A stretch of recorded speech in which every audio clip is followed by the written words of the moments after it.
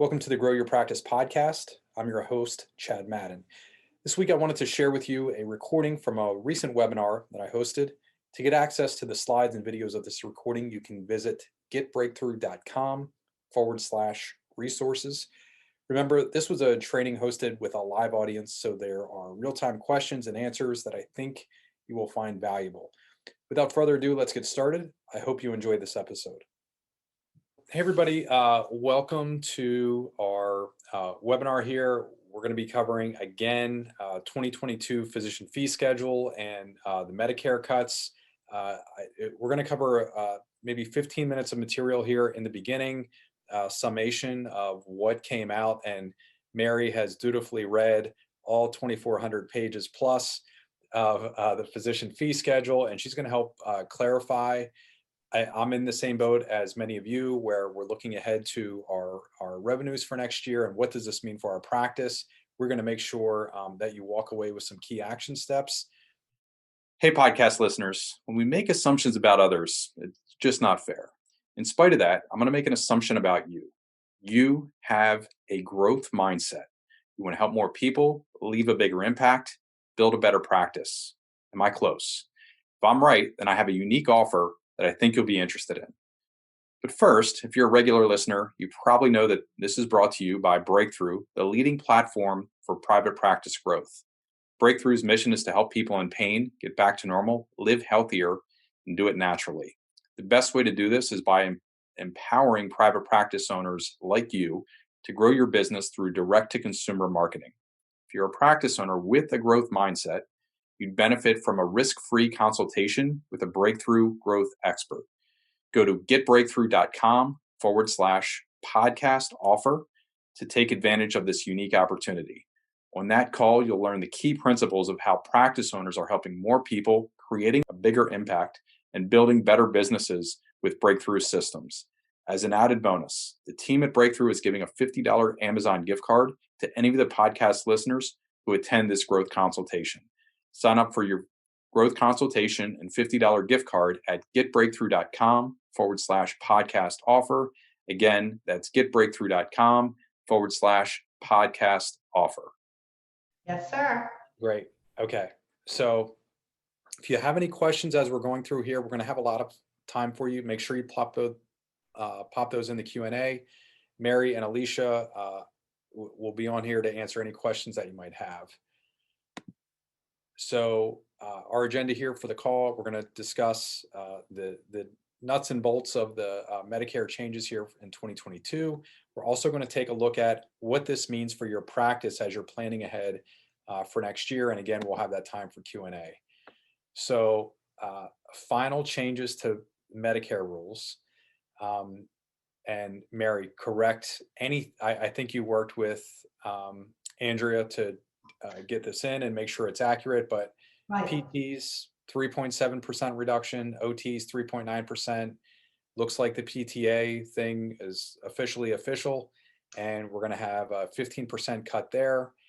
And yeah, any other changes that you want to talk about on this slide before we get into the other things? You know, I like to look at everything with a little bit of positiveness. And while we really didn't get permission to change permission, I hate to use that word, but we did not get approval for virtual supervision. So we didn't get general supervision through legislative endeavor. We do have it extended through the pandemic waiver. So that is extended at least until 2023. So that means that you all can supervise your PTAs, your OTAs using audiovisual communication. So that's a positive at this point. We have to look for every one of them. That is a thin silver lining, Mary. Oh, come on. Oh, brutal. All right. So, and do you want to walk through the other changes to Medicare too? That Absolutely. So, I will tell you, we're not going to get into the weeds on the PTA coding scenarios because that would take the whole hour or 2 or 3 or 4. So if you have those kind of questions, we are providing you with a takeaway that is a summary, so it's not terribly detailed, but they continue to change things. So I just want to say that as we move into this. Another silver lining here, we are looking for them again, remote therapeutic monitoring. So we can bill these codes. We have been asking for something of this nature for years. We often spend a lot of time monitoring our patients, even in clinics, and now we're able to do it virtually. So we can bill these codes. They're 20-minute codes. This is a real difference for us, guys. So there are 5 codes, and 2 of the codes are for the actual process of monitoring. 2 codes are for the different type of devices, and then there is a code that, believe this or not, allows for education. So that's a good thing. We do have a little more information. You will get that information in the takeaways, and I believe Andrea and Alicia have put those links in your chat box. Of course, we know annually the KX modifier threshold. Remember, there is no cap, just a threshold. Is 2150 for 2022. And we split that, of course, with speech and language. And oh, I see, I'm really emphasizing the fact that the OTs get their own because I put $2 signs there. One thing that I think is important for people to understand on these thresholds is the threshold is not a cap. It is merely a reminder that once you hit that level, you must affix the KX. When that KX is affixed, it is an attestation that the documentation supports medical necessity. That attestation is made when the therapist NPI is placed on the claim on the same line as the KX modifier. We do have the medical review threshold. That again is not a cap. It is not an automatic audit like we had with the RAC. It is, again, a reminder, hey, you're spending some money here, or you're getting paid some money. So make sure that your documentation supports medical necessity. The thing that will trigger an audit faster than anything is aberrant billing behavior. And no one understands that better than Chad, because we have talked about this at breakthrough sessions so many times. So if you need more information on aberrant billing behavior, we certainly can get that to you, but they look at the claim and that's what triggers that audit. You want to say about that? Yeah, for new owners here, because we're over 100 people that are on this right now, can you talk about just like one example of inappropriate billing behavior or aberrant? Okay, well, we'll use the one that you love the most, redundant billing behavior. Great. Okay, so if you routinely bill the same codes throughout the episode of care, that's a yellow flag.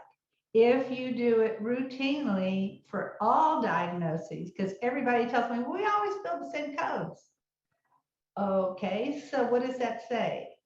Does that mean that you are not really thinking through what you're doing and how you're progressing the patient to function? So using, let's just say you always use exercise, manual therapy, and therapeutic activities, and you use that day 1 all the way through. Well, that would be redundant coding. Or if you used exercise to describe everything you do, you would be failing to most likely be adhering to the definition of therapeutic exercise, because I read your charts. We look at those when we audit, and we are definitely moving the patient through a continuum of care. It's not all exercise. So we want to make sure that we move the patient through the continuum, that we don't use codes that infer function before there is a lot of dynamic function. So using therapeutic activities early on probably would indicate you've got a patient who's pretty functional and you should discharge them pretty quickly. So no redundant use of the codes. Think of moving the patient from foundational activities to functional activities. That demonstrates clinical decision making when they read the claim before they audit you. Great. So 97140 times 2 plus 97110 times 2. In 90% of our cases, 90% of our visits is a red flag. Yeah, absolutely. Absolutely. Good. So there's a couple of bills that are out there right now that we would encourage you to support. The nationwide PTO access to locum tenens is very important piece of legislation. Write your congressman, call your congressman, whatever. These are the bill numbers.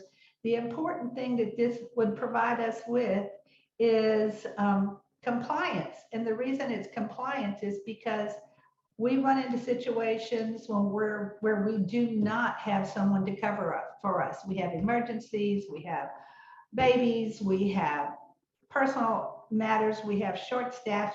We have to get a PT in there to cover for us. And at this point, we don't have that prerogative. Physicians and a few other non-physician practitioners do. If we have that, we would be able to pull in a therapist who is not enrolled in Medicare.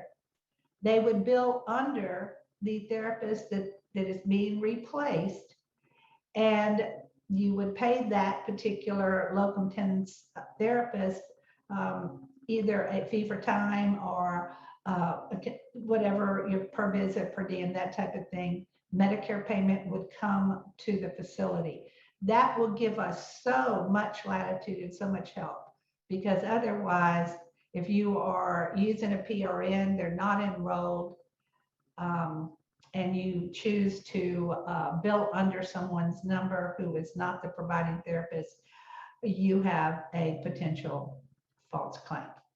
The second one is the general supervision. As I said, we didn't get that. We got a little smidging of it with the audiovisual through the pandemic waivers, but this particular bill is called the SMART Act. And it is supported by a letter that 245 congressmen drafted and sent to both the House and to the Senate.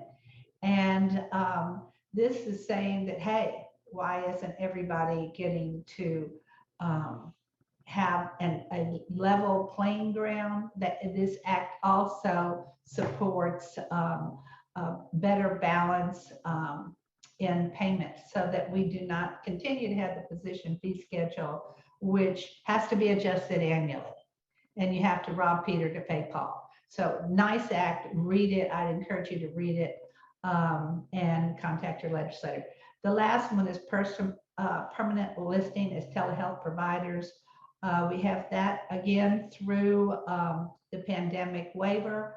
We are not listed statutorily as eligible providers of telehealth, and we have no mechanism under the physician fee schedule to bill for those services. So we want to be eligible for telehealth, and this particular piece of legislation would provide that opportunity if passed. All right, so I want to take a step back and look at the changes from a 30,000-foot view for our industry. So most of us as clinicians, as physical therapists, occupational therapists, et cetera, and as business owners, we're trying to balance two things here. One, on the left side of your screen, you see people, relationships, reputation. This is usually by nature what we're really good at. We love to help people. We would, if we could, legally and ethically, which we cannot, but we would waive all co-pays and co-insurances and all that other stuff, right? Again, legal disclaimer, you can't do that.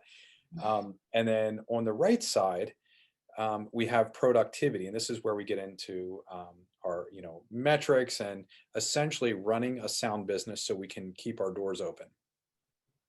And when we're talking about Medicare cuts here in 2022, we're constantly trying to juggle these two things.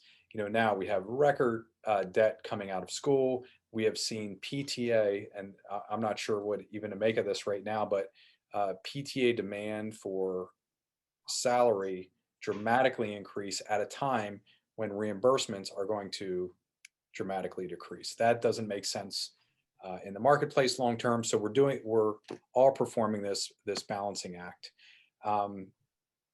Yeah. So we're going to get to how to forecast here really quick. This session is brought to you by Breakthrough. What we do is we work with practices to help them grow with primarily direct-to-consumer marketing, and also a word on BCMS, Mary. As a client, I can do this for you, or you are more than welcome to. Well, I think I'd like to have you say something, and then Alicia will chime in. Great. So, as owners, there are a couple different ways that we can look at revenue. The way that I look at it as an owner is we want to, yes, get reimbursed and not leave money on the table for the services that we provide. However, we also want to keep it safe. So I don't know if you've ever been audited by Medicare. We have done it now twice. It's not a pleasant experience. Once I had to write a check back to Medicare and this was many years ago. Basically, we were not keeping track of time in, time out. We were keeping track of it in a written chart, not within our, we kept it electronically. We did not keep it in the written chart, and that got us in trouble.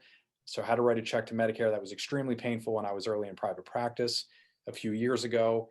After we went through working with BCMS, Mary flew here to Harrisburg, the destination capital of the world, and did a thorough audit of our operations. We handled the redundant coding and made a lot of changes. We were then audited by Medicare, and we actually got a small check written back to us from Medicare, which was really, really cool. So if you're thinking about protecting your revenue, BCMS is your go-to. Okay. Thank you, Chad. Chad, it's always great to have an endorsement like that. I won't be long. I feel like most of the people who are on this call, just when I kind of scroll through, know us. So it's nice to see everybody. Thanks for participating. If you don't know us, we are here to protect you. We are an outpatient compliance consulting firm. That's all we do. We have a litany of products and services that help you be in compliance. You can see these listed on our screen here. We provide compliance programs that are fully in compliance, again, with the Department of Health and Human Services and the Department of Labor. And then we also have chart audits and enrollment and on-site audits like we did for Chad a number of years ago, security risk analysis. And then of course we have Mary, who does a lot of our consultation and education. So thank you guys for participating today, and I'll sign back off, okay? Great. Thanks, Alicia. All right, so how do we forecast forward? And then we'll get into the Q&A here. So, and this is a hypothetical practice. I went with $1 million practice. It could be a practice location, but you can extrapolate it to the size of your practice. If you're doing 500,000 a year in revenue, then just half the recipe. If you're doing 10 million in revenue, then 10x it. But in this example, I use 11,000 visits on the year. Forecasted gross revenue projected to be $1 million. It's roughly $91 a visit, which is close to the national average. You can see I went through employment, billing, marketing, space, office expense, clinic expense, estimates. Total cost there is $783K. This is a pretty proficient hypothetical practice where they have 20% margin, and the profit margin there is 217, right? Pretty good. So what does this mean? What do the Medicare cuts mean moving forward? So I have some assumptions here. 6% growth, that's the industry average. So we're up to 11,660 visits next year. Gross revenue.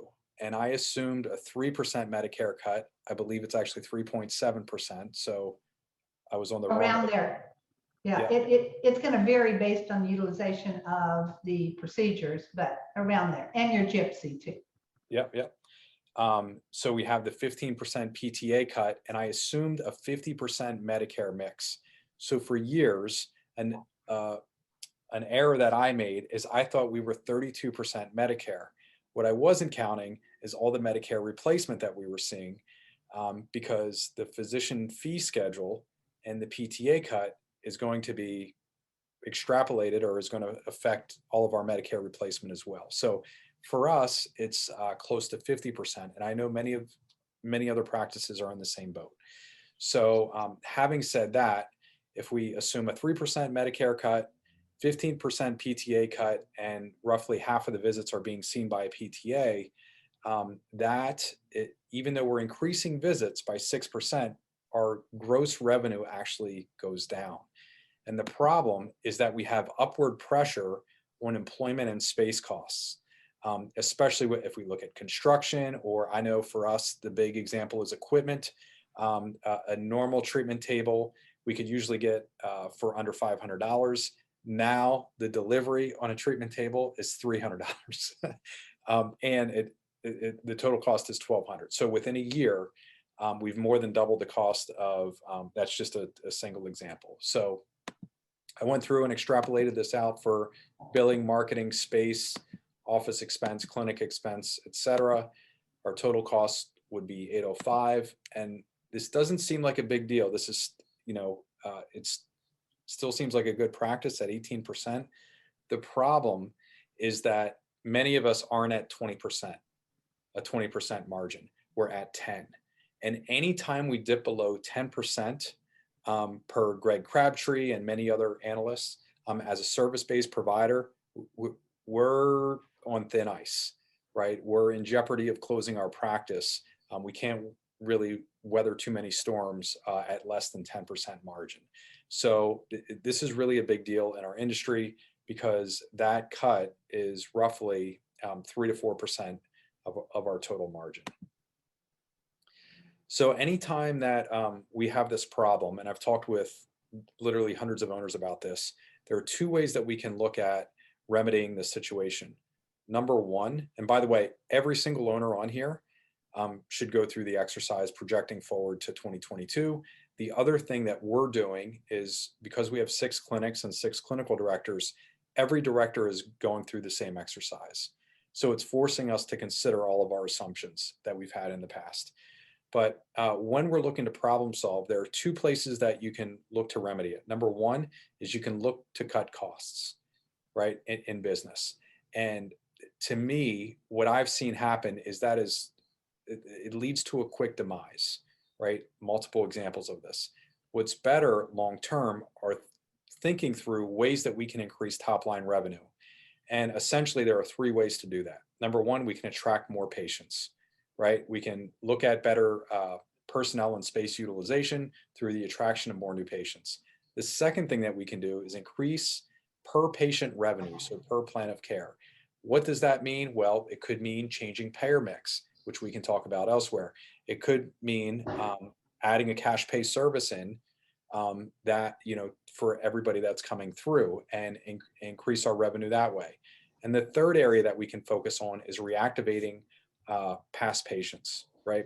Getting more lifetime customer value from our lists. And what we see in general is more than 90% of practices that we're working with or that we've talked with, they're not really fully utilizing that past patient list.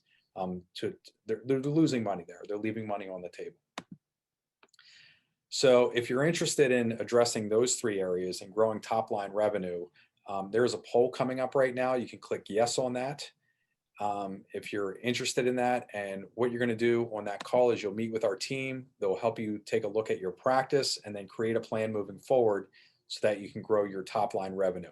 This is really for practices that are growth oriented and want to expand their impact space and want to grow their team. So questions at this time? I know Abby, you're on here. to help moderate, Yeah. we can start firing away. Let's see. Yeah, I don't mind going through the questions. Just leave. Yeah, we have a number here. Do you want me to read them off for you, Mary? No, I've been looking at the ones that have come through. Why don't I just go ahead Okay. and take them one by one? Go for it. Okay, so I did say that I wasn't getting into the nuts and bolts of the PTA coding, but I think this particular situation needs to be addressed, and that is, what is the order of payment reduction? So, you know, where do they start that 15% application?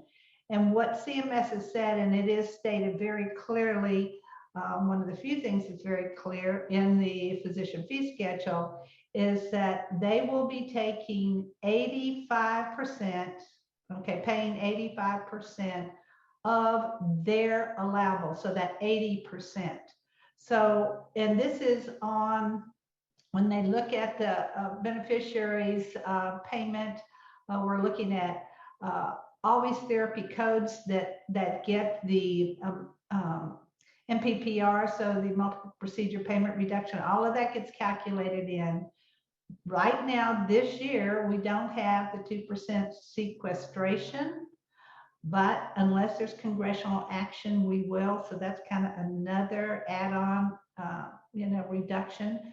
But basically, once all of those things are factored in, they are going to take the 15% of the final adjustment. So it's not made up front. They factor in all of the other things. And I think that's important for you to understand. If that doesn't make a whole lot of sense, we have put in, and I typed up some answers because we got a lot of questions prior to the session starting. So I did type in a couple of examples. And Andrea, are we providing the Q&As in the chat box after we finish?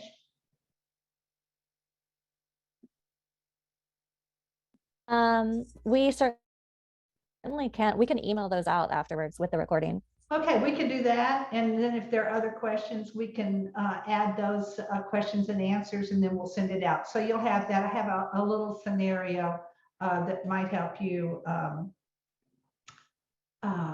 understand that a little bit better. So the next question has to do with remote therapeutic monitoring. And as I mentioned, we have the 5 codes.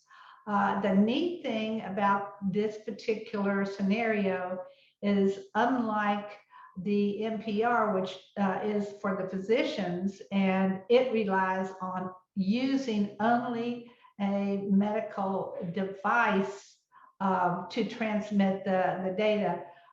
Patients with using the RTM that we have now access to allows patients to enter their own medical information. Now, they still have to use a medical device, but they can enter themselves.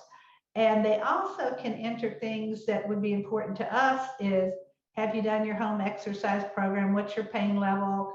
Has there been a change in your medication? So the non-psychological, physiological information can be recorded also. So those are wins for us. And again, there's more information.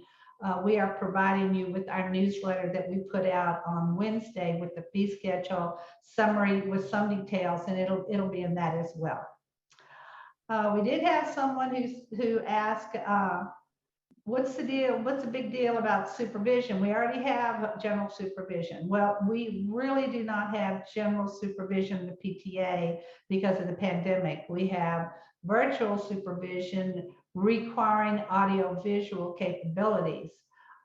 If we had general supervision, it would just be audio. Most practice acts, I think there's 44, 45 states that allow general supervision of the PTA.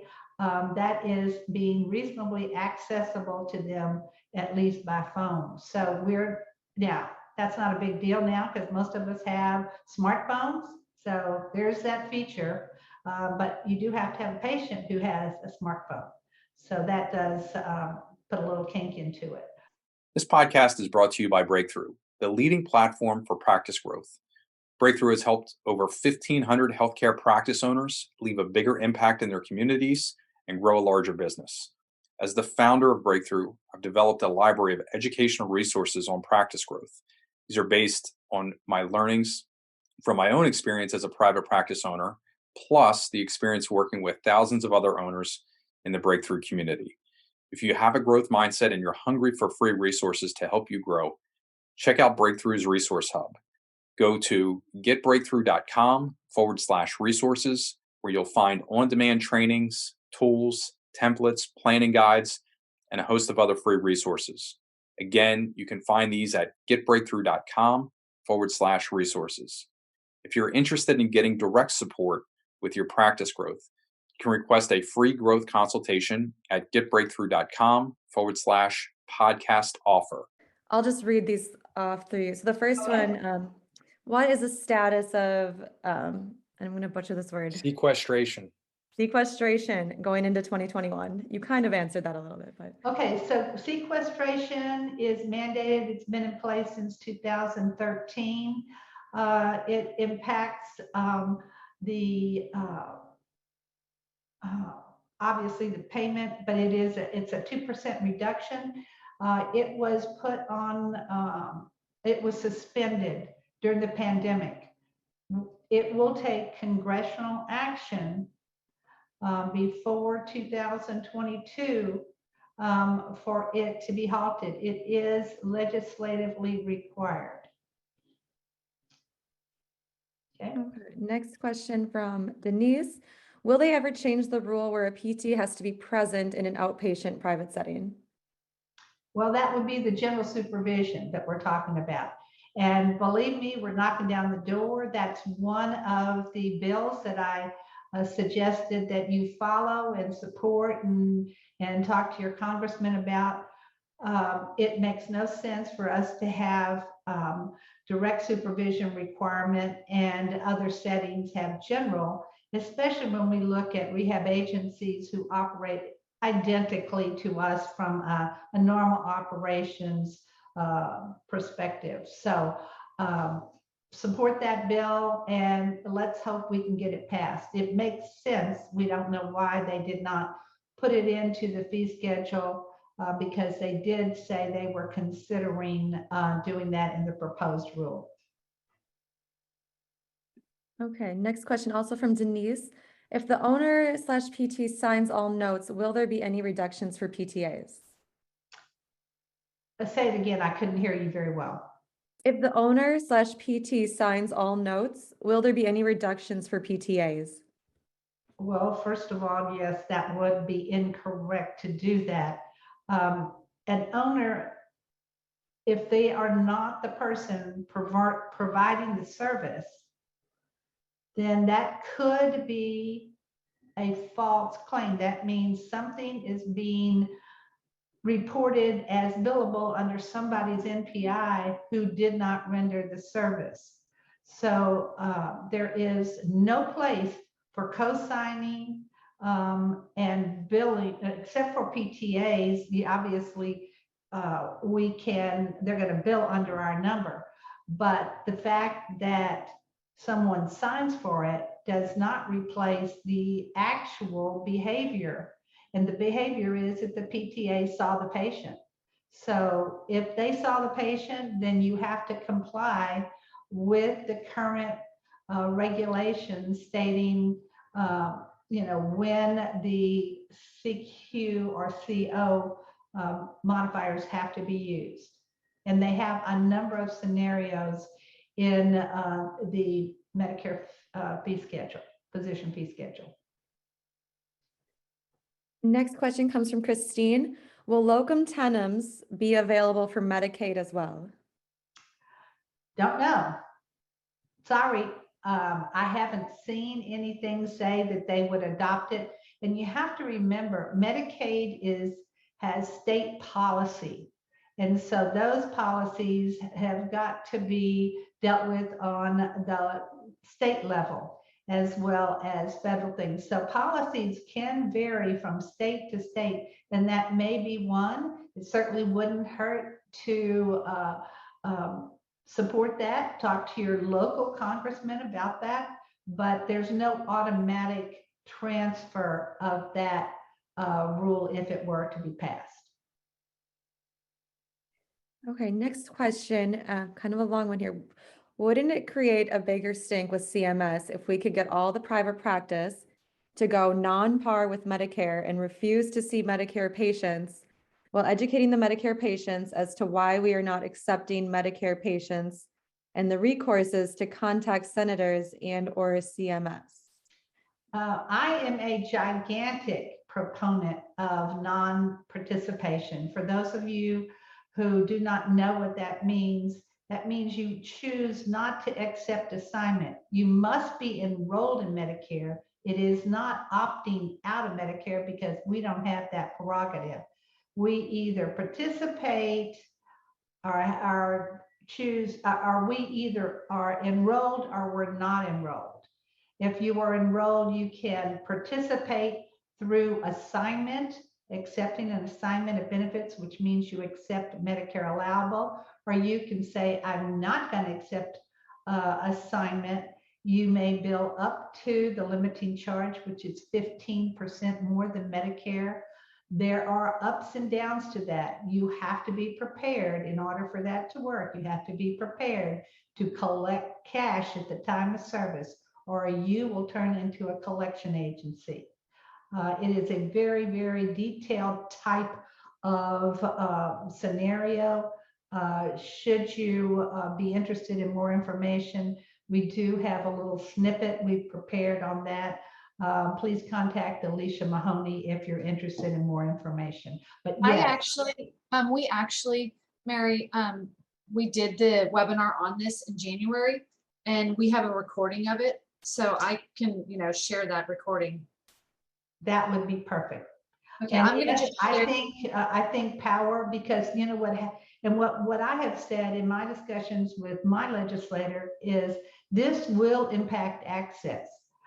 Those people who have cash-based practices obviously have a population that can tolerate paying cash.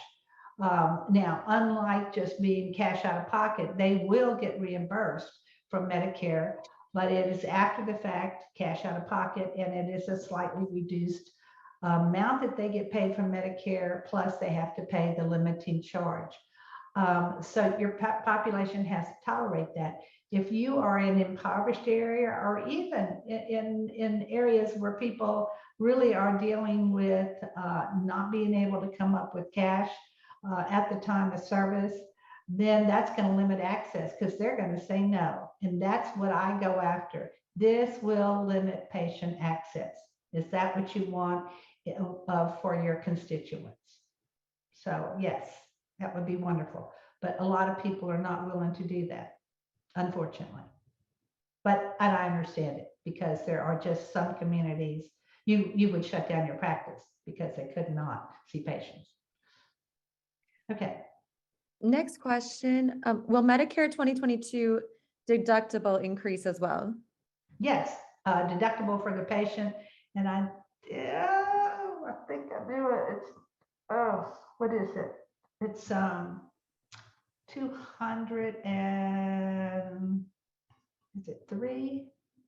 I can't remember. I'm sitting there going, I might have that somewhere. Let me see if I have that in my notes. Someone just put 203 in the chat. Yes, but it is going. I think it's 203. Yes, it is. It's definitely going up. Okay, and then we have a question from Jessica. Is there any update from Medicare and or other commercial or federal payers regarding covering telehealth or virtual visits for PT? Last I heard, this coverage would end this year. Right now, the telehealth is going to go through the end of either the year in which the pandemic is declared over. Well, that's typically how it is. So they extended the pandemic, that moved it to January 15th. Since that's in year 2022, it will go through 2022. If indeed there is not congressional action and the pandemic is declared over, or we hit 2020, well, if the pandemic is declared over during the year, at the end of year 2022, we will no longer be able to provide services via telehealth for the reason I said before. We are not statutorily listed as telehealth providers. So again, another bill for you to talk up with your legislators. Okay, next one. Will the sequestration be reinstated? Well, let me see my crystal ball. I am praying that Congress says enough's enough. No, I just don't know. I couldn't tell you. I was delighted they extended it this year, but I guess a lot depends upon the state of affairs. I just really don't know. Okay, last question we have in this box is from Laura. Does the emergency regulation requiring COVID-19 vaccination for healthcare workers announced today apply to outpatient clinic employees regardless of number of employees? If so, does it apply to all employees regardless of contact with patients? You know, that just came out this morning, and I have been reading it. We have absolutely determined that there is a conflict between the executive summary and the actual, they call it unpublished because the Federal Register definitely has it in place. That's what I was reading, but it's not the published version yet. I think that'll go out tomorrow or the next day. So there are some conflicts. What we know right now is that it will apply to businesses that have 100 or more employees, and they have they will have the option of vaccination initiated by December 4th. That's today, or 5th, and to have the last. Did I say December? I meant November. And then things need to be in place and finalized by the 4th or 5th of December. There are options for testing, and there are also options for religious, medical, and other exceptions.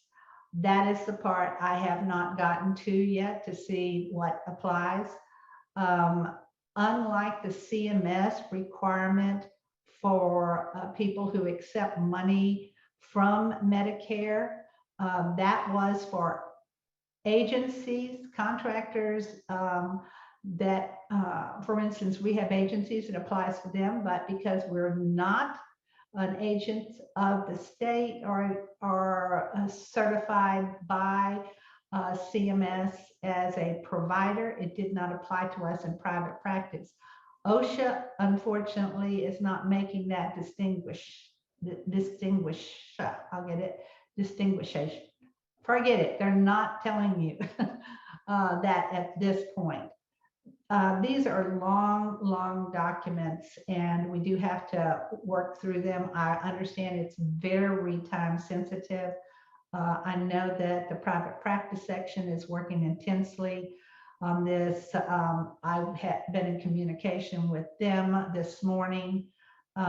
So as we get more information, we will be putting that out in our newsletter tomorrow as we disseminate through this. And I would tell you to tune into your local associations, the Private Practice Association. If you're interested in working with us, you can contact Alicia and we can get information to you. Great, thank you. Looks like we have just a few more questions that it would be Okay. great to get to. Okay. This one is, what are the new codes for 2022 and how are they used? Big question. Are you talking about the therapeutic the remote therapeutic monitoring.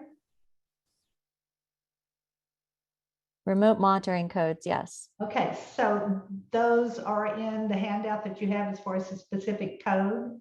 I can tell you that, but it is written up, so that'll be a little more long lasting. Let me look this up. There's two 20-minute codes. They deal with the service you're providing, the first 20 minutes provided in a month. And then they have a second code that is, again, another full 20-minute unit. These have to do with the service that's provided remotely. Then there are a second set of codes, the 98976 and 98977, that don't fall under actually the PTA de minimis. And those have to do with the devices. So they're not, even though I guess if a PTA were helping with this, it would not impact or cause the application of 15% reduction. And then the third code, I didn't say what the first two were. It was 98980 and 98981 were the first 20-minute codes. And the final code is 98975. And this one is the initial setup of the monitoring and patient education, and it is subject to the PTA reduction. Great, thank you.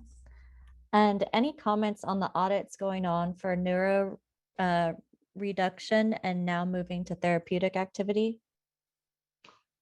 Are you talking about post-payment reviews? I mean, that's a real open question.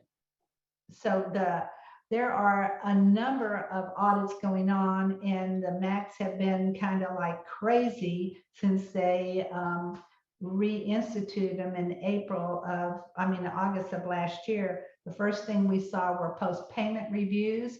They are targeted. They're not targeted probe education audits. They are targeted in that they are looking at specific CPT codes, and those codes are selected based on how you perform in relationship to your peers. So if you if you exceed your peers, or maybe even if you go way under your peers, they might look at you for that. So it is outside of the bell curve, so to speak. Those are still going on aggressively. Sometimes we get 4, 5, 6 calls or emails a day with, oh my God, I'm being audited. So that they are going on. The targeted education and the targeted probe and education audits have resumed. I haven't seen them be employed as aggressively as the post-payment audits. They probably will, but right now I have not seen that. And those focus on a number of things. They certainly target CPT code utilization, but other irregularities. So they're going to look maybe a little bit more at aberrant billing behavior. As we said, redundant coding, misuse or over use of particular modifiers, errors and denials on claims that exceed the norm. So they're looking at a number of things with that TPE audit. And yes, they will continue. During the 4 months that they suspended audits during the first part of the pandemic, they had 4 months to collect a lot of information. And that data mining, we are now paying for. Great, thank you. Looks like one of our attendees has raised his hand. I'm going to go ahead and let him talk, and you can ask your question, Jason. And please speak as loud and clearly as possible. Go ahead, Jason, whenever you're ready.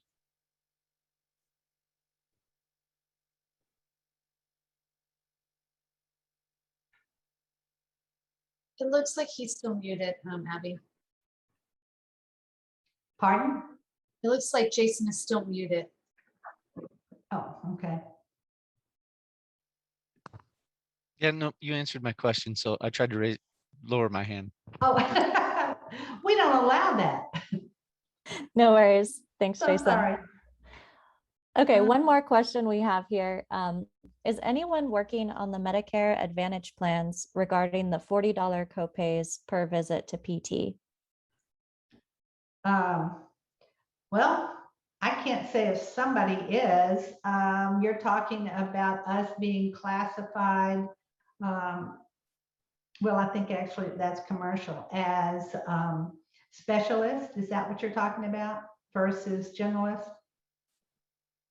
If that's the case, I know that there is action out there at the association, the National Association level, whether it's specific to Medicare Advantage. I don't know. You have to remember Medicare Advantage, while they are contracted with the federal government, they are commercial payers, they write policy. So their policies are specific and unique to their plans.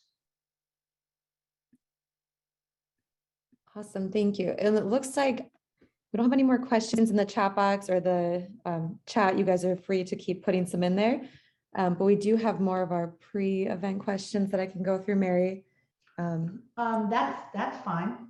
Okay, next one is, why are PTs not on the list as approved telehealth providers?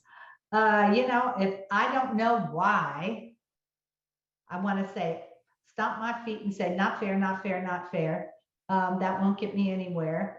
The bottom line is that we need to take action to get that changed. We have been talking about it. We have demonstrated good compliance to the best of my knowledge. I haven't heard of any rogue behavior going on. So I think that they have a history. My guess is they really haven't had time or maybe the desire to evaluate it. And you have to understand it will take congressional action. If you happen to be monitoring what's going on nationally, there's a lot of things that have major catastrophic impact on us as America. And so it might not be foremost on their mind. When I talked to my legislator, I had to wait a long time to decide I want to talk to you about physical therapy legislation, because I had to be sensitive to where he was in trying to deal with things that impact all of his constituents, not just us. So I would tell you that I don't want us to, just kind of be marking our time, but we do have to be sensitive, but support the bills that are out there. That will help us. So they have the bills. Look and see if they have signed on to the bills. Look and see if they support the bill. It takes a second to write them. You can go on their website and you can, it'll say, offer your comments. What's it about? Healthcare, energy, whatever it is. And you can write, and they're really good in most situations, at least my legislators are, of responding. Okay. Okay, awesome, thank you. Next one we have is, how many evaluations can we bill in a year? What length of time? Now that one crept in there. This kind of really doesn't have anything to do with the subject matter here, but I will tell you, and I'll answer that question quickly. That's how many evaluations you can bill in a year would be dictated by a couple of things. Your Practice Act, does it require certain terms for when you do an evaluation or a reevaluation? And if so, you must comply with that, even if it is more stringent than federal regulation. Now, from Medicare would require a reevaluation or an evaluation if the patient presents with a new condition or a new diagnosis, because that could impact the plan of care. You just don't take a patient that was a back patient and now fell and broke their hip and just go on with them. So obviously you're going to evaluate them. And that would be consistent with Practice Act too. So anything that's going to impact the plan of care, whether you're adding to it or you're reducing it because of new conditions, you'll need to do those particular evaluative procedures and bill accordingly. And Medicare would expect to see some change in the plan of care, or at least some comment if you added a new condition or diagnosis as to why the plan of care didn't change. And recertification would be required if you do have a new addition or major reduction in goal, those types of things for a new condition. Recertification would be required. Okay, thank you. Just want to recap too, the links that we have in the chat here. If you guys want more information, we have a link to the planning tool that we've posted. BCMS, Alicia has posted a link if you want to contact them for more information, as well as her email address, and we can repost those too so you can see them easily. And remember too, if you haven't answered that poll question, that's an easy way to just make sure someone will follow up with you. Awesome. And I will say this, we certainly do want to answer questions, and we truly value our relationship with Breakthrough, but our services aren't free. And so we do need you to understand that we do have to bill for consultation. If it's something we can simply say, oh, we have that, push the button and you have it, that, you know, on a limited basis, we could certainly do that. But if you want consultation, please understand I charge for my services, as do our team members, based on what the subject matter is. Yeah, don't abuse the relationship. Mary and Alicia and the team at BCMS are doing an amazing job. How about some love for them in the chat for being here, providing that. The other thing that I wanted to say is on behalf of Breakthrough and everybody at BCMS that has made this happen in a very timely and quick manner. You know, you, the owner, you're putting in the work. The one thing that I want to say that I talked with a couple of owners about is it's very easy to feel like we're isolated on an island, and that because things didn't go exactly our way in the final ruling, that nobody was doing anything. I can tell you that when I was getting in contact and our team was getting in contact with Mary, she was busy on the phones, like putting in a ton of work beforehand, before the final ruling came out, doing calls to Washington, etc. Same thing with other leaders. I know last week I was trying to get in touch with Chris Redding at USPH, and literally this is the first time it ever happened, but he said, hey, I have calls with Congress all day, today and tomorrow. Here's a 20-minute spot I can fit you in. So very, very, just realize that even though we might not be seeing it, a lot of people within physical therapy, private practice, PT are fighting to make our voice be heard. So make sure you support them in whatever way you can, and at least acknowledge that. Again, and why Alicia's on here, what's the best way for people to get in contact with BCMS? So Chad, I went ahead and I put in the chat box my email address, and then also like a link, because a lot of people are asking about our newsletter. But my email address, I'm typically your point of contact for kind of learning about what we do and our services. So it's in there, and I appreciate, by the way, all the clients who are so nicely saying nice things. So thank you, it's very nice. So, but I will say the takeaway. Oh, I'm sorry, Alicia. Okay, I'll put my email in the chat box another time just now, in case you haven't seen it. And Thanks, we Chad. did some of the takeaways. Of course, we did put our newsletter in there. We did. Oh shoot, Alicia, do you have the list of what we put in? I know that we did the always therapy codes that are subject to sequestration. Excuse me, that are subject to multiple procedure payment reduction. We put in the full Medicare we have fee schedule? we have the addendum of E, geographic patient cost, Gypsies. yeah, and then we've got the CMS dash 1751F, separately payable therapy services subject to MPPR. We also, wait, is this, yeah, this is it, right? We also did the 2021 PFS November 2nd final rolling, and then we did our issue of SIPA that we sent out yesterday. Excellent. One more thing that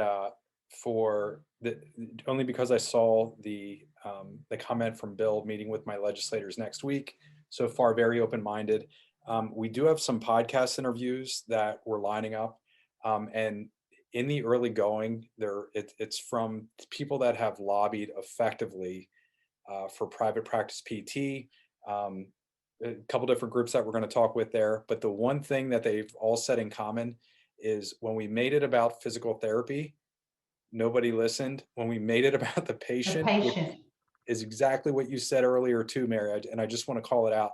When we made it about the patient who is their voter or their constituent, I think is the word that you used, then all of a sudden they listened and there was meaningful change there. So if you are talking, if you're sending a message or you have a call with a legislator, make sure you make it about the patient, frame everything around the welfare and health of the patient. And I think you're going to find a lot more success there. I will tell you something that was very effective for us back when we were trying to get direct access in Texas. We figured out our state legislator had X number of people in his district. We calculated how many percentage-wise we saw, okay? We looked at how many times we saw that patient and had contact with that patient. We extrapolated that. We put his number, which was District 7, to the nth such degree, I can't remember, exponential factor. And we said, this is how many of your constituents we talk to every day. And his eyes and his behavior changed immensely. Use that. The other thing I will tell you, because I did lobby for 5 years, put the subject matter first. Don't go into a bunch of detail. They call it a 60-second bite. Put that first. Patient access, your constituent is not being served adequately because 60-second bite. And then if they give you more time, you can go into more detail.